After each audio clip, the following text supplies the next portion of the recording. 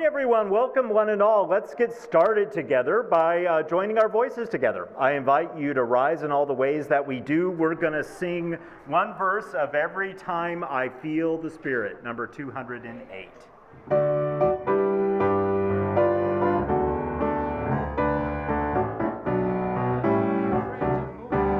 Every time I feel the Spirit moving in my heart, I will pray. Yes, every time I feel the Spirit moving in my heart, I will pray. Upon the mountain I got so, for the mount came fire and smoke. All around me goods will shine. Ask my God if all was fine. Every time I feel the Spirit moving in my heart, I will pray. Yes, every time I feel the Spirit moving in my heart, I will pray. Thank you so much. Welcome, welcome one and all. But especially we welcome our visitors and those who are joining us on our live stream. We hope that you will have a wonderful experience here today. I'm the Reverend Doug Wadkins. I am your interim minister, and we do offer a special welcome to our visitors. If you are here on campus, we hope that you will take a moment before you leave to drop by our welcome corner. It'll be right outside the door, kind of in the middle under the overhang of the sanctuary. From there, you can find out more about the congregation and sign up to get our newsletter, The Contact. If you are online, you can do the same thing. You can go to the banner on our homepage entitled Welcome Visitors, and when you click on that, it will take you to a special section that gives you information about the congregation there. There's also a virtual guest book, and if you click on that and sign up, we will once again send you our contact newsletter every week, as well as the various Zoom links that you need for our online meetings. We will continue probably for a very long time to have many multi-platform meetings as in person as well as online. There is a lot for us to know today. It is a very exciting day because it is our auction day, and there's some details about that. It begins immediately after the service, so I'd like to invite Karen Bush to come and tell us a few important details. Welcome, welcome, Karen. It's a perfect weather day for an auction. What do you say we have a perfect auction? All right, tips. I'm going to give you a lot of information, but before I do that, I'll say every member of our team, and there are probably about 30 of them out there today, they're wearing Hawaiian leis to make sure you can identify them. Any question you have, they can answer, or they can get someone who can answer. When you go outside today, you will see signs like these on the bid rooms. They have the name of the room. They have the time during which that bid room will be open. We close the bid rooms at staggered times. So bidding opens at 12 o'clock. In this case, it's at 12:30. In other cases, it's 12:40, 12:50. These signs also show you the categories and the number range of the bid items that are in the room. And so you are welcome to peek at those while you're having your brunch. Brunch starts, of course, right after the service, or I should say lunch. And I think that's it. You can find your way to the bid room. There are pencils and everything else you need there in order to get some fabulous winnings. Next week is when you can show how much you love us, your auction team. On or before Wednesday, you will receive an email, and you want to watch for this. The sender will be the Unitarian Universalist Church of Sarasota, noreply@octria.com. That might look a little suspicious, but it's not. It's not a scam and it's not spam. It is your invoice. It will tell you exactly what you won, how much you owe. And the love part comes with this. In that email, there is a link, and if you click on that link, you can easily pay by credit card. Everybody who pays by credit card saves our team the effort and the time to enter transactions into this system. If you can't pay by credit card, that's okay. Next Sunday and the following Sunday, you can pay by cash or by check. We're going to take a minute, I'm going to take a minute to introduce you to bid sheets. Many people are new, and some of you remember the bid sheets from the past. These bid sheets are simpler, but they're a little different from before. This is what the bottom bidding part of a bid sheet looks like. Let's suppose this is a bid sheet for an excursion for 2 people. You bid on it simply by putting your bid number next to the amount you want to bid. And you'll notice in the upper left is the start of the bid sheet, and this item starts with a bid of $30. There are 2 lines that say $30. That's because there are 2 places. If you want one place, put your number down once. If you want both of them, put your number down both times, or on other sheets as many times as you want.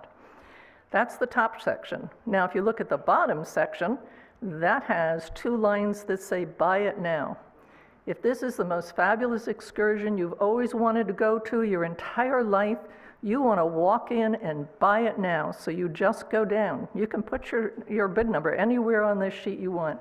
You walk down, you put your number on bid it now, or buy it now, and that means you have it. You don't have to worry about it. You don't have to come back to try to bid higher. Some bid strategies, and again, there are lots of people to help you with this. All right, first tip, bid early. Let's face it, this is a competition, folks. And if you bid early, you are much more likely to get the item you want. The second tip is even more important, bid high. Why? Because if you bid high, you're more likely to get it. If you bid early and you bid high, you're really likely to get it. And if you really desperately want it, buy it now. There's another very good reason to bid high I want to remind us about. The auction is our major fundraiser in this church, and it is a significant source of revenue for our operating budget. Everyone on our team is a volunteer. No one receives any pay. Our only expenses are for our software platform, which is minimal, and for food that you're getting for lunch. Everything else goes to our church. The higher we bid, the more revenue comes back to us in the ways we enjoy and appreciate every day. That said, I also want to remind you of one more aspect of this year's auction, item 900 in the courtyard. It's our opportunity to donate money to the Unitarian Universalist Social Committee Emergency Relief Fund for Ukrainians. And my t-shirt, which you might not be able to read, says Ukraina. I'm sorry, I said it wrong. Ukraina, which is Ukraine in Ukrainian. So go forth, bid early, bid high, do good, and have fun. Thank you. Thank you. Doug, forgive me. I have to go do some things out there. Please do. Thank you so much, and thank you again to the entire auction team. And now the prelude will invite us into our time of shared worship.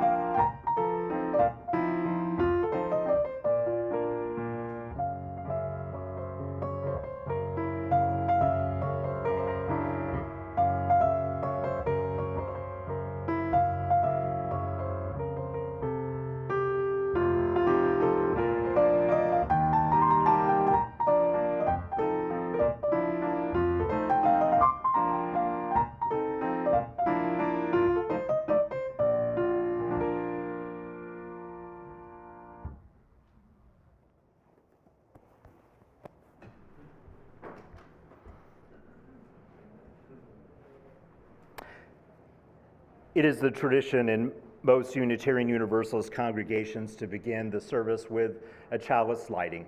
If you are worshiping with us at home, we invite you to light a candle or your own chalice. The words are taken from Gretchen Haley. Open the door of your hesitant heart. Let the light shine on all the sleeping shadows. Awaken to this day that offers itself to you and to all with an extravagant, great gift.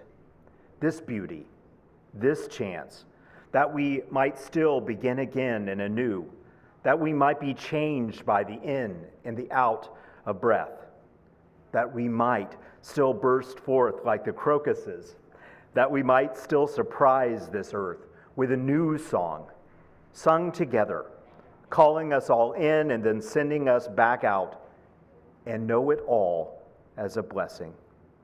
May we now worship together. I invite Catherine Bonner to share A Time for All Ages.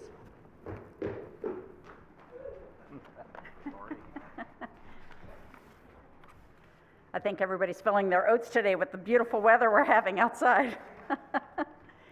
So today, it's kind of a short tale, but one that is very important. And I am telling you this tale today to honor our Jewish friends who are celebrating Passover. I'd like to tell you a story based on a tale that was told in the 1700s by the Jewish teacher Jacob ben Wolfkranz. There once was a very wealthy king, and he owned many, many beautiful things. He had cloth tapestries, he had piles of gold, he had statues made by the very best carvers in the world. But his most favorite thing was this perfectly beautiful blue diamond. It was huge. It was as big as his hand, and it was pure. It was clear and flawless, without any marks or without any blemishes. He'd love to go and sit with his diamond, gazing at its perfect beauty and perfection. But one day, as he was looking at his diamond, in his horror, he discovered there was a long, deep scratch. He couldn't believe his eyes. What could have happened to his flawless diamond? So he immediately sent for all the best stone cutters and the diamond cutters in the kingdom. And by one, they came to inspect the diamond, and each looked at it closely and then sadly shook their head. The scratch was too deep, and if they tried to polish it out, they might actually break the diamond into pieces. But finally, one last diamond carver came before the king, and he looked at the diamond closely, and he gazed at it from all different angles. The king watched with bated breath. The diamond carver turned the diamond over and over, pursing his lips and shaking his head. And suddenly he got this beautiful smile on his face, and he said, "I know how to fix this, Your Majesty. Leave it to me. In 2 weeks' time, I will return your diamond to you, better than ever. However, you may not visit me during this time or check on my progress." Very smart guy. "You must wait until it is finished." Oh, the king was so excited. Soon his flawless diamond would be back with his other lovely things. Perfect again, the scratch removed. It took all the king's willpower to resist the temptation to visit the diamond carver, to watch him work. Well, for the diamond carver, day after day, night after night, he brought out his tools to fix that diamond. Bit by bit, he worked out the scratch. It was slow and it was tedious work, but he knew that he had to work carefully or else the diamond would crack into pieces. Finally, the diamond cutter was finished. Carefully, he wrapped the diamond in a cloth to protect it, and he brought it before the king. "Here it is, Your Majesty," he said with a flourish. He opened the cloth and presented the diamond. The king gasped at what he saw. Where there had once been a scratch, a horrible flaw in his precious diamond, there was now an exquisitely beautiful flower carved into the diamond. Unable to polish the scratch out of the diamond, The diamond carver had instead taken that flaw and turned it into something beautiful.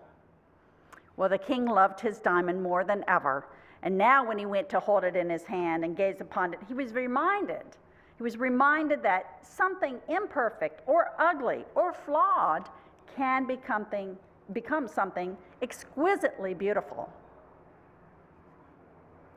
So while the king reflected on physical imperfections, I encourage all of you to consider the imperfection we all have within us too. These imperfections make us who we are, and they are part of the beauty and the wonder of all of us. And we are a wonder. I wonder how we survive and thrive as physical beings given the fragility of our systems. I wonder how each of us can do miraculous things. And yes, sometimes I do wonder, what were you thinking? We are a wonder. So now let us stand as you are able and sing hymn number 42, Morning So Fair to See, verses 1 and 3. And after the hymn, any young UUs can join me in the back of the sanctuary, and I will take you to the playground for a lesson on wonder, including the wonder of propulsion. It will be lots of fun.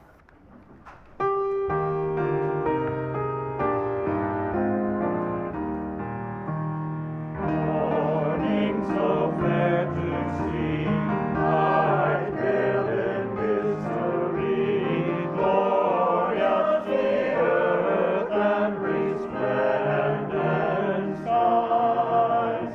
Pilgrims we march along, singing our joyous song as though an earthly paradise. Age after age we rise, neath the eternal skies, into the light from the shadowed past. Still the pilgrim song, buoyant and great and strong, resound while life and mountains last.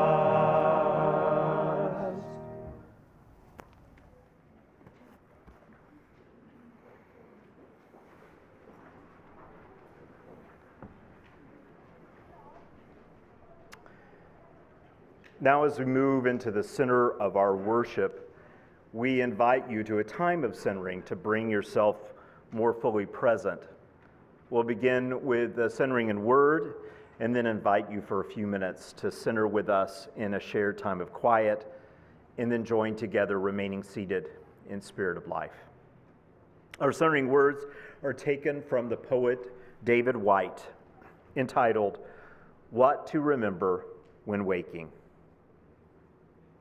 In that first hardly noticed moment in which you wake, coming back to this life from the other, more secret, movable, and frighteningly honest world where everything began, there is a small opening into the new day which closes the moment you begin your plans. What you can plan is too small for you to live. What you can live wholeheartedly will make plans enough for the vitality hidden in your sleep. To be human is to become visible while carrying what is hidden as a gift to others. To remember the other world in this world is to live in your true inheritance. You are not a troubled guest on this earth. You are not an accident amidst other accidents. You were invited from another and greater night than the one from which you have just emerged. Now, looking through the slanting light of the morning window toward the mountain presence of everything that can be, what urgency calls you to your one love? What shape waits in the seed of you to grow and spread its branches against a future sky? Is it waiting in the fertile sea? Is it in the trees beyond the house? in the life you can imagine for yourself, in the open and lovely white page on the writing desk. I invite you to join me in a time of shared quiet.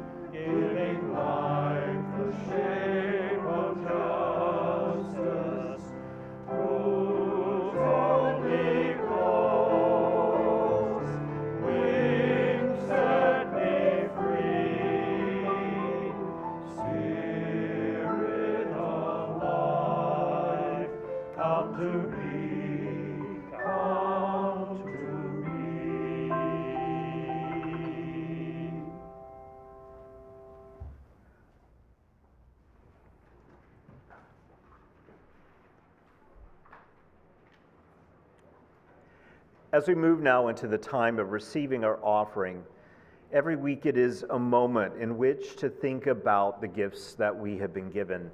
Every gift, the gift of our time, our affection, and certainly our resource, and how we might best use it to make the world a better place.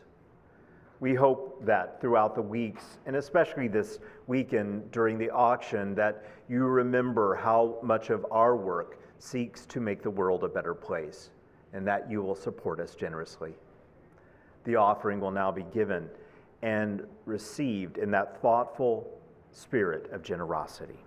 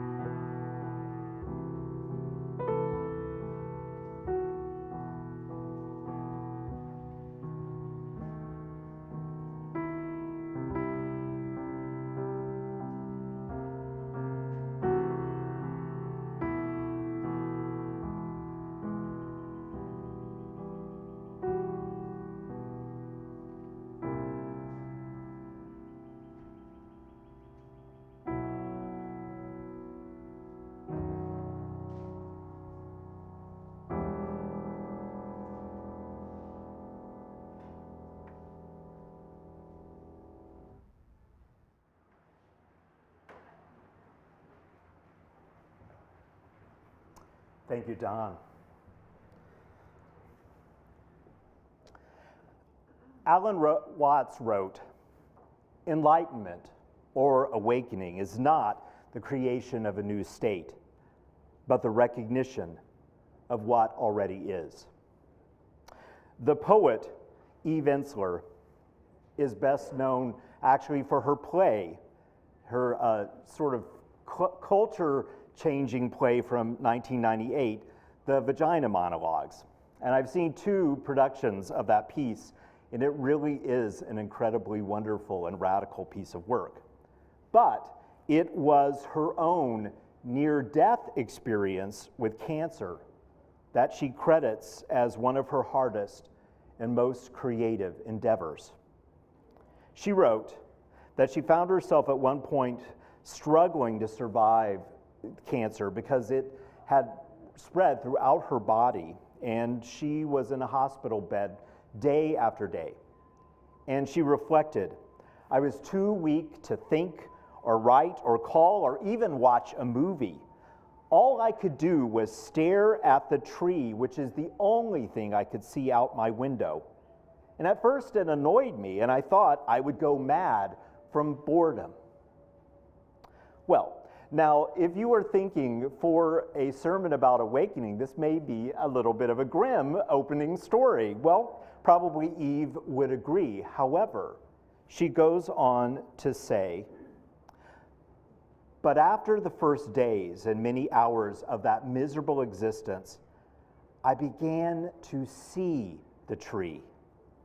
On Tuesday, I meditated on the bark, and on Friday, the green leaves shimmering in the late afternoon light. For hours, I lost myself, my body, my being dissolving into tree." Now, she was shocked to find herself awakening, sometimes in pain in the hospital, but also looking forward in her first conscious thought to the sight of that tree every morning. And more to the point, she is very clear she did not come to her experience as a tree agnostic. She referred to herself as an arboreal antagonist. When she left Vermont for New York City, she was happy to leave trees behind. She actually wrote about it, and she called them those effin' trees over and over again. Because to her, in her growing years in Vermont, they had come to mean small town and small minds and isolation and gossip and long freezing winters and endless green swallowing landscapes. They meant skiing co-eds and empty chatter and families and babies and marriage and life. Yes, she concluded, trees had everything to do with life. The thing is, she had become very successful in her life, and in the process, she had found more and more that she was estranged from any essence of her life. Her busyness, her schedule, her productivity were all motivating forces, but slowly they were also alienating her from anything that could help her more deeply know her life. She thought, without work or effort, without making myself into something significant, without proving my worth, I had no right or reason to be here. Life itself was inconsequential unless it led to something. Unless the tree would be wood, unless the tree would be house, unless it would be table. What value was there to a tree? So, to actually lie in that hospital bed day after day, seeing tree, entering into the spirit of tree, and finding within it some inherent green life, something that she was unable to take her focus off of, how it looked different every single morning based on the light or the wind or the rain. The tree for her in that desperate, hard moment of her life became the tonic, the cure, the teacher that she needed. It connected to her to other stories of trees in her life that she had forgotten. It connected her to something deeper because it connected her to her own transcendent worth. In that moment when she could do nothing but sit there, no longer making phone calls, answering emails, writing great works of art, much like the tree, she had to sink into the fact that her life had worth just being, just breathing, just living. So in this time in which we find ourselves, perhaps one of the greatest and hardest lessons that we need to learn and relearn again and again is that in our lives often when we are looking for something to renew us, to give us a sense of purpose again, to reinvigorate our zest for living, our joie de vivre, we often look for something new. And yes, every once in a while, it is the gift of newness that offers its renewing and awakening excellence. But just as often, it is the very things that are already around us in which we find our wake-up call. We too easily think or hope that we are awakening to some brighter new life, but the only re-entry point that we can actually experience is the here and now. We will never actually experience our future. We will live into our future one present moment at a time, learning to see that moment if we are lucky. That present gift, that gift of presence more meaningfully, more fully, more creatively, and in it to find a more hopeful and meaningful life. As Eden Philpott reminds us, the universe is full of magic things, patiently waiting for our wits to grow sharper. As we think about this month and awakening, what I think it calls us to do is to think about the various ways that we return to a spirit of wonder about our lives. Eve Ensler found that tree. Its clarity and its presence offered her a pathway to explore when she most needed it, a sense of what her life was about. But part of the reason that happened is that in that experience where she had nothing else to do but to survive, she managed to find her sense of wonder. And in that state of wonder, as she looked out her window, she saw new and meaningful things in that which had been before her day after day. That is, I believe, what we are called to practice together in community, not just this month, but throughout our lives. And especially in this time when we worry about what is happening in the Ukraine and feel great anger and deep sadness, and don't feel so great some of the time about what is happening in our home state as well. And many of you worry about your own life, and often understandably so.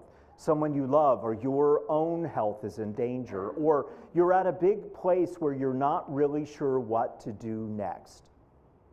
The thing is that over and over, the task is so simple and so complex. It is to practice, especially in those moments when we need some deeper sense, to reconnect with our wonder, and through that eye of wonder, to notice what is around us.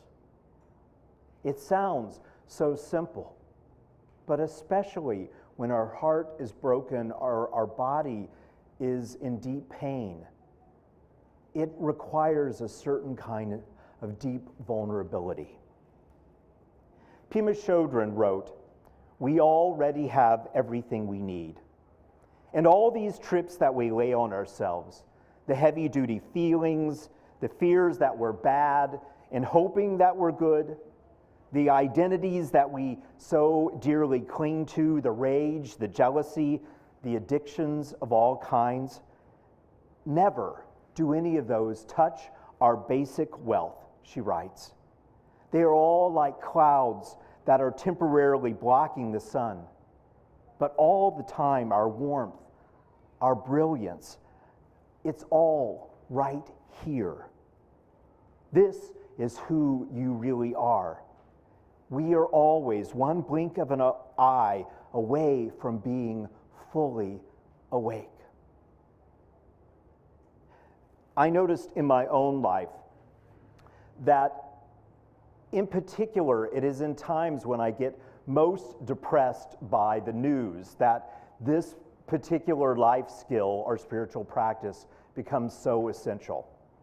Probably like many of you, I found myself over the last few weeks viewing the Senate confirmation hearings for Judge Ketanji Brown Jackson with deep despair for the politicization and the sort of profound disrespect that we were seeing, and how often so many people were using that moment as just a moment of self-aggrandizing.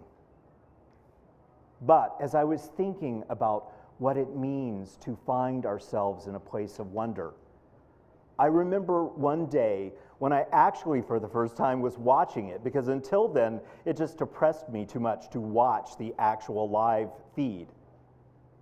But I was lucky to be there the day that Cory Booker sat across from her, and for just a few moments before he went into his questions, he talked to her about what he was thinking in the bigger picture. And in that wonderful moment, something changed in me and how I thought about what is happening in history right now. I'm sure that all of you probably have seen bits and pieces of it. But in terms of thinking about wonder, just for a moment, I invite us to watch a few moments of that clip from the hearing. There is a love in this country that is extraordinary. You admitted it about your parents. They loved this nation, even though there were laws preventing them from getting together. When they were loving, there were laws in this country that would have prevented you from marrying your husband. It wasn't that long ago, it was last generation. But they didn't stop loving this country, even though this country didn't love them back. And what were the words of your heroes and mine? What did Constance Baker Motley do? Did this country that she saw insult and injuries, when she came out of law school, law firms wouldn't even hire her because she was a woman. Did she become bitter? Did she try to create a revolution? No, she used the very constitution of this nation. She loved it so much, she wanted America to be America. As Langston Hughes wrote, "Oh, let America be America again." The land that never has been yet, but yet must be the land where everyone is free. Oh, yes, I say it plain, America never was America to me, but I swear this oath, America will be. That is the story of how you got to this desk, you and I and everyone here, generations of folk who came here and said, America, I'm Irish, you may say, no, Irish or dogs need to fly, but I'm going to show this country that I can be free here. I can make this country love me as much as I love it. Chinese Americans, first forced into near slave labor, building our railroads, connecting our country, saw the ugliest of America, but they were going to build their home here and say, America, you may not love me yet, but I'm going to make this nation live up to its promise and hope. LGBTQ Americans, from Stonewall women to Seneca, hidden figures who didn't even get their play until some Hollywood movie finally talked about them and how they were critical for us defying gravity. All of these people loved America. And so you faced insults here that were shocking to me. Well, actually not shocking. But you are here because of that kind of love. And nobody's taken this away from me. So you got 5 more folk to go through. 5 more of us. And then you can sit back and let us have all the debates. And I'm going to tell you, it's going to be a well-charted Senate floor because it's not going to stop. They're going to accuse you of this and that. Heck, in honor of your person who shares your birthday, you might be called a communist. But don't worry, my sister. Don't worry. God has got you. And how do I know that? Because you're here. And I know what it's taken for you to sit in that seat. Harriet Tubman is one of my heroes because the more I read about this person, the more, she was viciously beaten. For her whole life, she used to fall into spells, cracked skull. She faced starvation, chased by dogs. And when she got to freedom, what did she do? Did she rest? No, she went back. Again and again and again. The sky was full of stars. But she found one that was a harbinger of hope for better days, not just for her and those people that were enslaved, but a harbinger of hope for this country. And she never gave up on America. She fought led troops in the Civil War. She was involved in the suffrage movement. And as I came back from my run, after being near assaulted by someone on the street, I thought about her and how she looked up. She kept looking up. No matter what they did to her, she never stopped looking up. And that star, it was a harbinger of hope. Today, you're my star. You are my harbinger of hope. This country is getting better and better and better. And when that final vote happens and you ascend onto the highest court in the land, I'm going to rejoice. And I'm going to tell you right now, the greatest country in the world, the United States of America, will be better because of you. Thank you.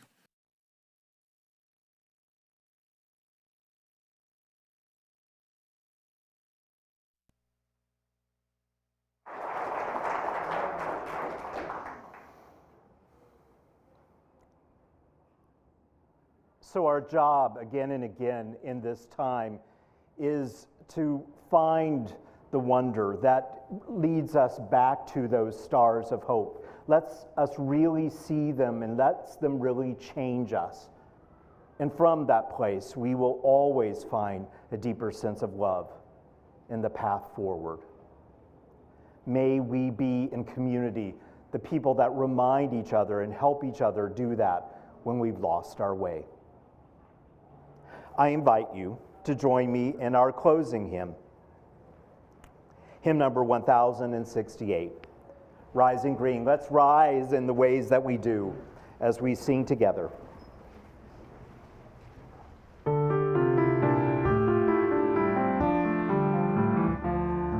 My blood doth rise in the roots of yon oak, her sap doth run in my veins, boundless my soul like the open sky, where the stars forever have lain. Where the stars, where the stars, where the stars forever have lain. My glorious days of the old into new are dreaming shows us the way. Wondrous our faith settles in the earth, rising green to bring a new day. Rising green, rising green, rising green to bring a new day.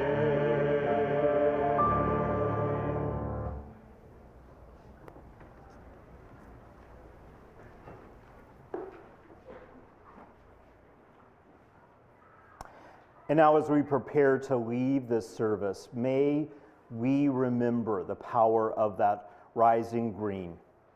That life itself that will come to us when we need it most and open us to the world that is really around us. We extinguish this chalice, but not the deeper wisdom, not the power of connecting with what matters most in our lives, not the deep warmth of our connection to everything and everyone that matters. These will remain until we gather in this place again. Thank you for joining us today.